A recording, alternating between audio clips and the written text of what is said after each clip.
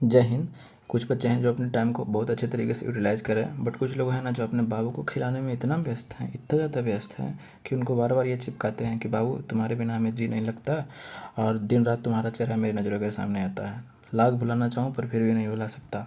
बस ये वाला हालत करके उनको चिपका देते हैं। बाबू एक ओहो कितना प्यार करता है। अरे भैया प्यार नहीं करता, ये फेंक रहा है। और फिर दूसरा लड़की को देख करके फिर यही यही वाला डायलॉग को चिपका देगा। तो अच्छा है कि पहले कुछ पढ़ लो भाई, ठीक है, वरना बाबू को तो सरकारी नौकरी पर लड़का मिल जाएगा, अरे जाके तुम ऐसे हैं। ठीक है, तो चलिए आगे बढ़ते हैं, शुरुआत करते हैं। क्या बोला गया है ना कि ये कलहन द्वारा राजत रंगनी। और हाँ, एक बात और बता देते हैं कि पीपीटी से जो पढ़ते हैं ना, तो ध्यान रखिएगा कि पीपीटी से पढ़ना ही में दिमाग में कुछ हो नहीं घुसेगा।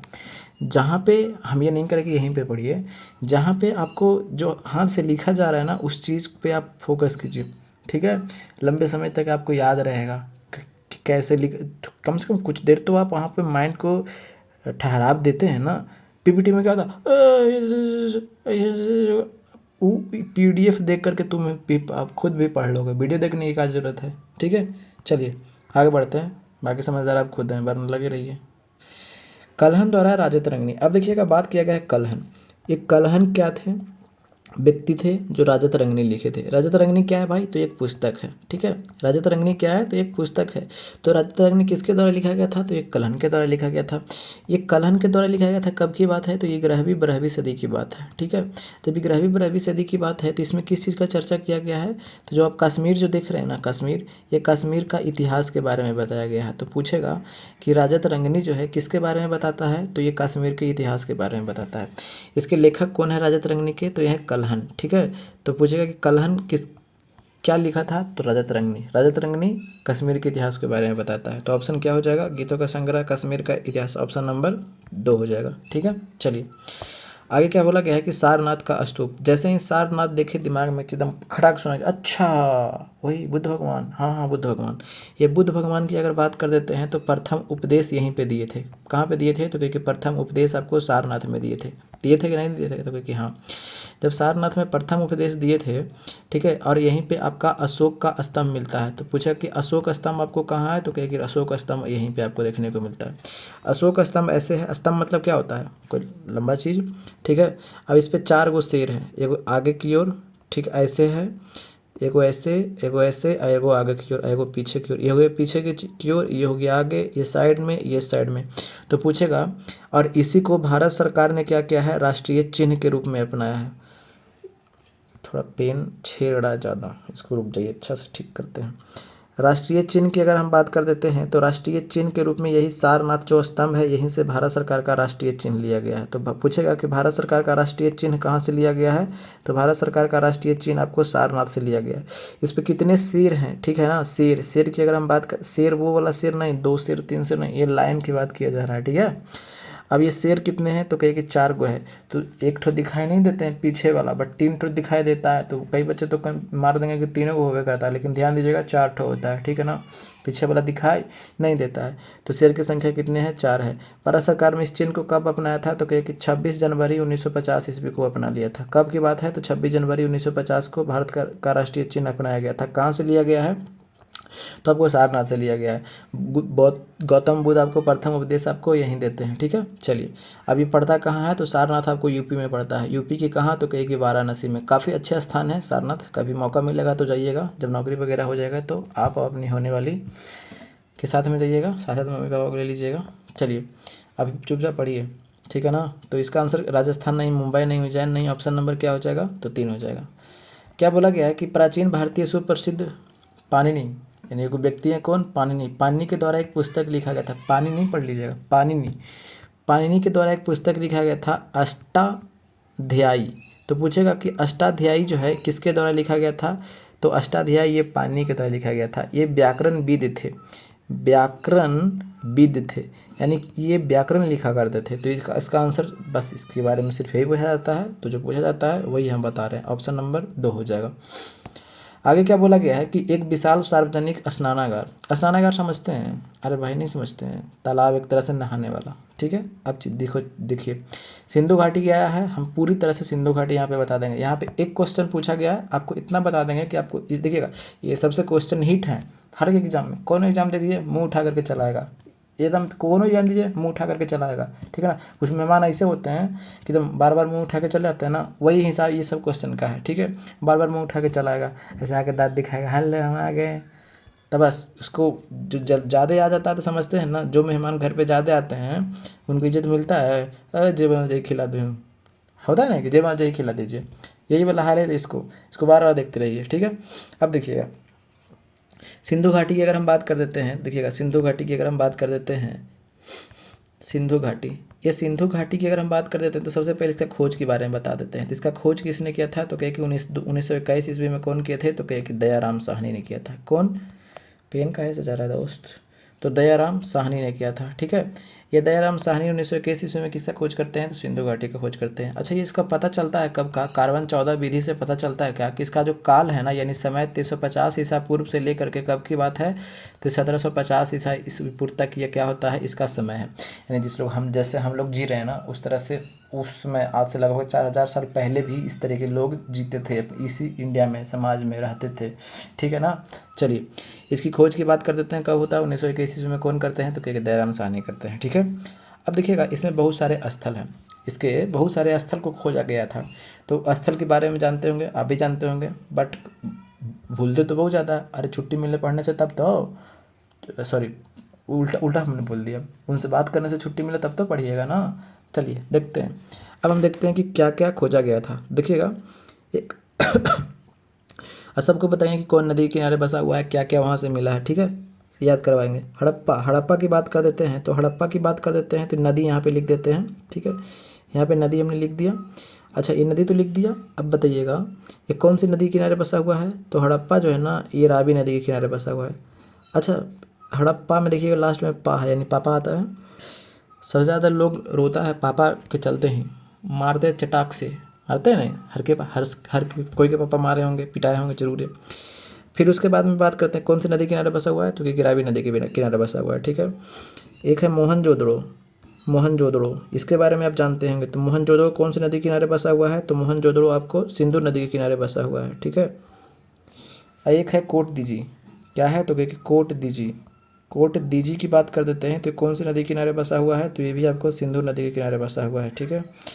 अगर हम बात कर देते हैं इसको कालीबंगा की अगर हम बात कर देते हैं, तो कालीबंगा आपको घग्गर नदी के किनारे बसा हुआ है, ठीक है। फिर एक बात कर देते हैं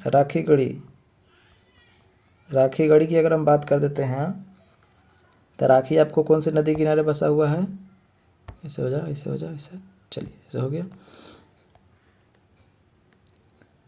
देखिएगा राखीगढ़ी, और फिर एक ठो और के क्या है, राखीगढ़ी के बाद आपको लोथल, ये सब चीज़ को देख लीजिएगा, लोथल को देख लीजिए। फिर उसके बाद में एक ठो और क्या है, लोथल, फिर उसके बाद में धौलावीरा हो गया।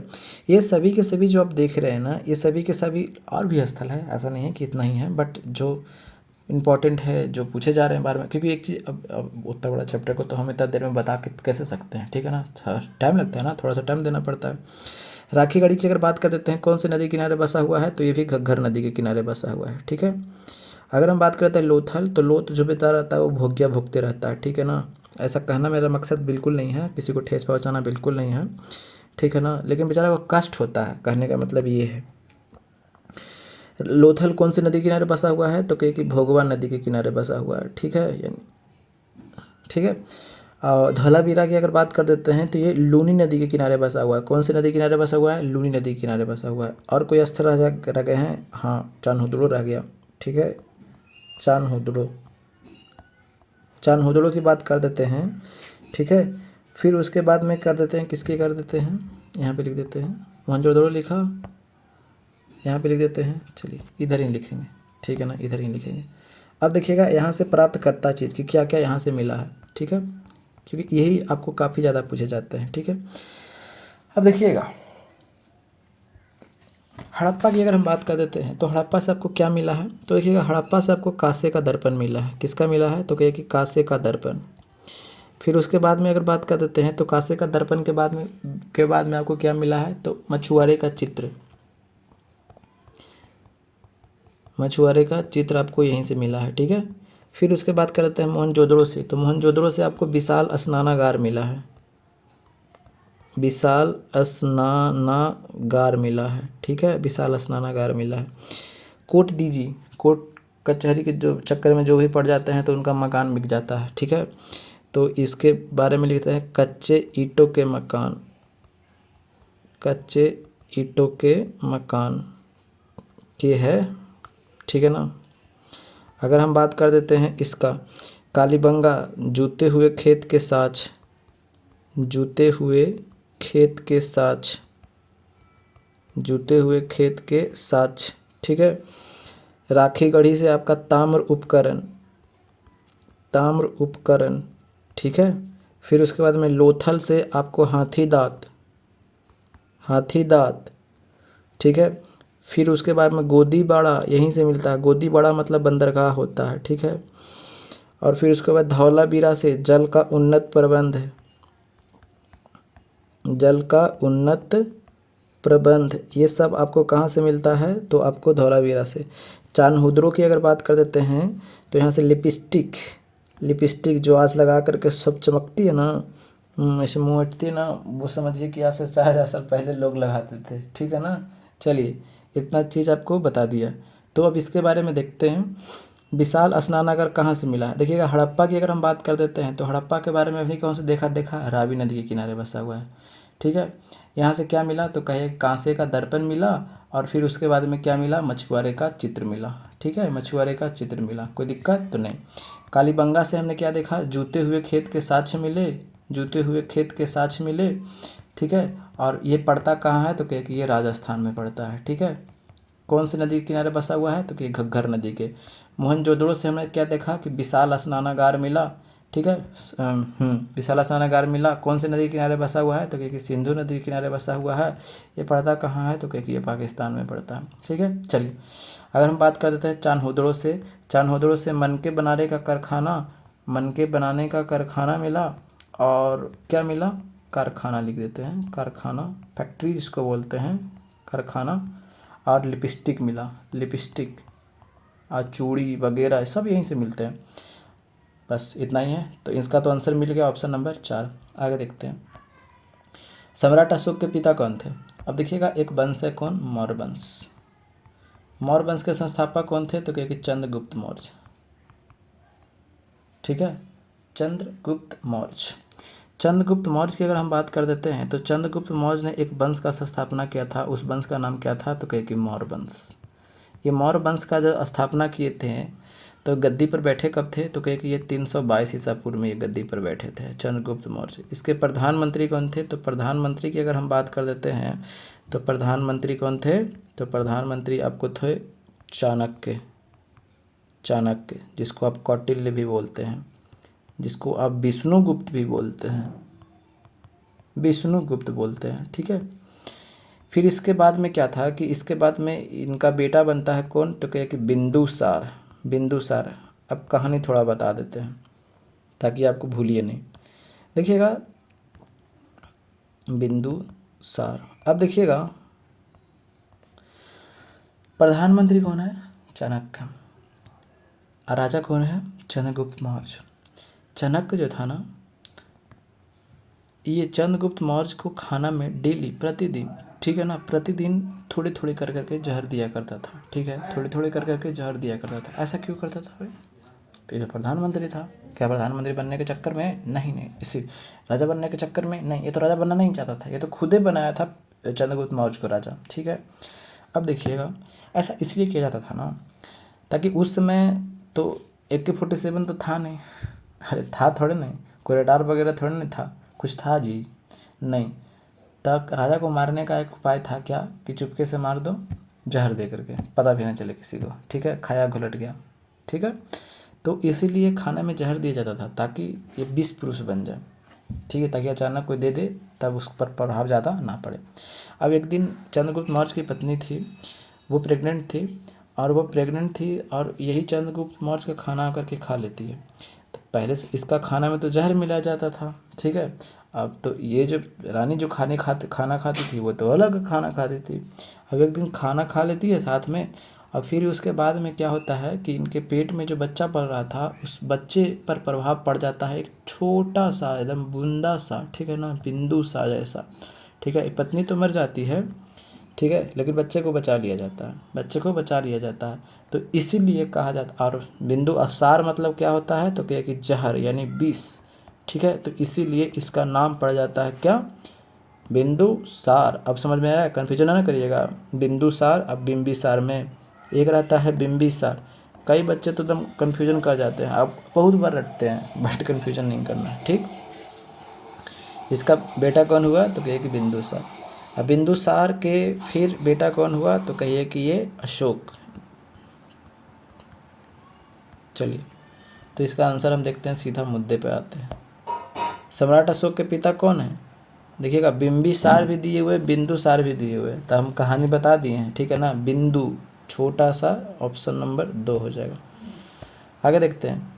हड़प्पा सभ्यता के औजार व हथियार अधिकतर बने होते हैं, बस हर चीज़ को रटा नहीं जाता है, ऑप्शन से भी आपको एलिमिनेट करना पड़ेगा। पाषाण, हड़प्पा और पाषाण तो काफ़ी ज़्यादा दूर है, ये तो ऐसे काट दीजिए। ताम्र पाषाण, लौह की बात कर देते हैं, तो लौह 600 ईसा पूर्व में आपको देखने को मिलेगा। कब मिलेगा, तो 600 ईसा पूर्व में। और हड़प्पा चल कब रहा है, तो कहे कि 1750 से लेकर के 2320 के बीच में चलता है। तो एक बीच में अब लोहा मिल रहा है 600 ईसा पूर्व, देख रहे कितना दूर है, तो लोहा तो इसी कट गया, ठीक है। तो ऑप्शन नंबर, जब 3 को कट गया तो एगो बच गया, उसको लगा दीजिए। ऑप्शन नंबर करें, क्वेश्चन नंबर 54 को देखते हैं, क्या बोला गया है ना, कि इसको सजाना है, सही कालानुक्रमिक करें, क्रम करें। तो सबसे पहले क्या, तो कहिए कि ऋग्वेद। ऋग्वेद के बाद फिर क्या, यजुर्वेद। फिर उसके बाद में सामवेद। फिर उसके बाद में क्या, तो अथर्ववेद, ठीक है। चलिए ऑप्शन देखते हैं, ऋग्वेद सामवेद हो सकता है, ऋग्वेद सामवेद हो सकता है, बट ऑप्शन पे हम चलते हैं, ऋग्वेद अथर्ववेद। देखिएगा, ऋग्वेद से यहाँ से डायरेक्ट यहाँ पहुँचा दी, खत्म। ये तो सामवेद से स्टार्ट किया, ये भी खत्म कर दीजिए। ऋग्वेद सामवेद, ऋग्वेद सामवेद, अथर्ववेद ये तो सबसे नीचे है ना जी, ये तो लास्ट में है, तो खत्म कर दीजिए। ऑप्शन नंबर 2, ठीक है। तो सेशन के बारे में बताइएगा, कैसा लगता है सेशन, ठीक है। और कुछ खामियां रहता होगा तो भी बताइएगा, ताकि उसको सुधार किया जाए। और बस यही कहेंगे कि चुपचाप पढ़िए। किसी को अपना दोनों किडनी निकाल के दे दीजिए, आँखियों निकाल के दे दीजिएगा, तो ये किसी को काम पड़ जाता है। तो बस यही है कि समय रहते हुए खुद को समझ जाइए। जय हिंद, जय भारत, वंदे मातरम।